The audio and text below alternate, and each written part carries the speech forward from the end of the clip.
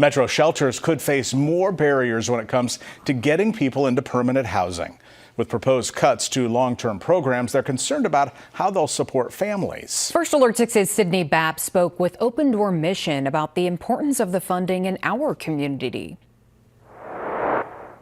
The Trump administration is looking to make a change to their homelessness policy.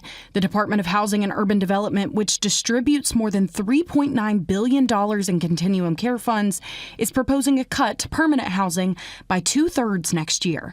Open Door Mission says that would make it difficult for them to get Omahans out of shelters and into their own homes. Housing is very short in Omaha. When funding is cut for that, it's even shorter, which then means what do they do if they're already in a shelter situation in crisis? How do we help get them stable outside of our facility, outside of shelter, so that they can move on with their life and they can be a productive member, of the community? Amy explained that both of their shelters are already at overflow status, even with more than 900 beds. If it gets worse than it is right now, more people are going to be struggling and there has to be room for them somewhere. So the funding cut is only going to exacerbate what's already going on.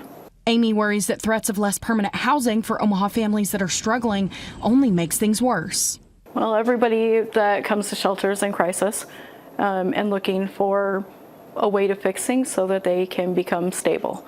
So to know that funding would be cut and make it harder is going to increase anxiety and all the issues that go with that, and isn't something that's going to be easy to tell them.